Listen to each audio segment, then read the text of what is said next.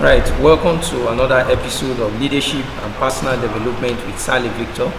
Today we'll be looking at a very important topic, and the topic of today is titled 3 C's of Leadership. 3 C's of Leadership. What are the C's that when you know and when you put them into action will make you a prominent leader and a leader that is going to stand out and to make you an impactful leader in your society? But let me begin by saying this, that when we talk about leadership, as I've always said earlier, if you have been following my previous episode, is that leadership is your ability to be able to influence a group of people towards the realization of a particular vision. 2 component things you need to understand about leadership is vision and influence. Alright, most times in Africa and even in some other continents, you find out that the understanding that people have about leadership is that it's about coerciveness or using authority or using power to force people to do things that they actually do not want to do. When you actually do that, you are just trying to practice positional leadership. But real leaders have ability to be able to influence people towards the fulfillment of a particular vision. So today we'll be looking at 3 C's that are important in leadership. Right? Number 1 C we'll be looking at is competence. Competence. When we talk about leadership, one key thing is competence. How competent are you? How well have you developed yourself? How well have you built your capacity? How well have you increased your skill? How well have you been able to increase your knowledge to be able to lead people effectively?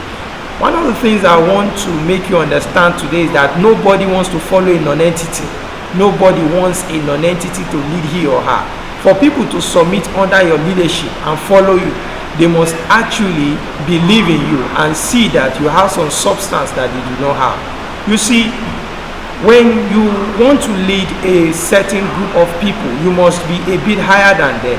Higher than them, not just in age, I mean higher than them in terms of intellectual capacity, in terms of value. So one of the things you must work on is increasing your competence. A lot of people are clamoring for different positions, but how competent are you in occupying that particular position or performing in that particular position? It is very easy to sit at the fence or sit in front of your television and blame so many people for not doing so many things right.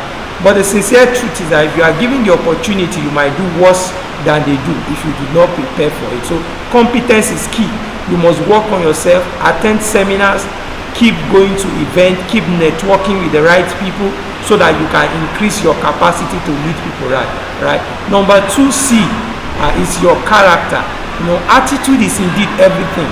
You can use your charisma and use your ability to talk and motivate people to be able to bring people together to follow you, but it takes your attitude, it takes character to be able to keep people to consistently follow you.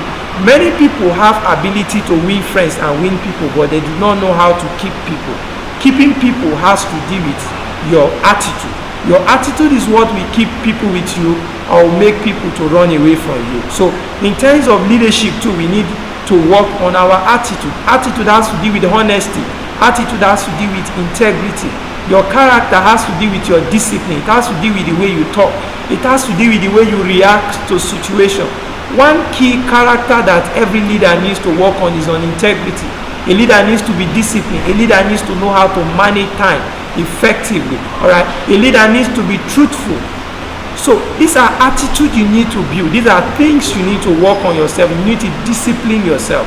So the second thing, as I said earlier, is what? Your character. And I said what? Attitude is everything. Attitude is key. You might not have the charisma, you might not be so bold, but if you have attitude, it will help you to go a whole long way. And the third thing that we need to look at is courage. It takes courage to lead in a generation. It takes courage to lead a group of people. If you are a student of the Bible, you find out that most of the people that led in the scriptures are people that are warriors. Warriors are naturally leaders. Why? Because they have courage to confront the enemy that is confronting the people.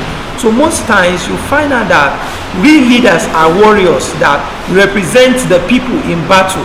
So if you are going to be a leader, one of the things that you must work on is your ability to be courageous, your ability to be bold. Without boldness and without courage, you cannot lead a people right.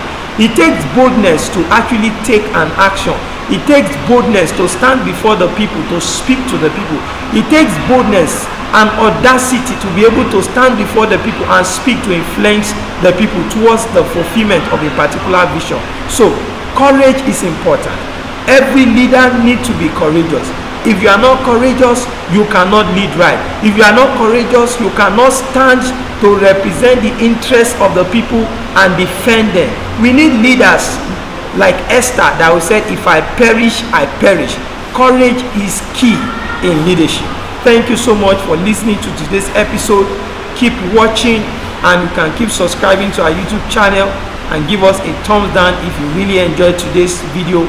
And you can keep visiting my blog www.salehvictor.com to read so many wonderful articles, podcasts, and listen to some other episodes of my video. Thank you so much for listening to today's episode.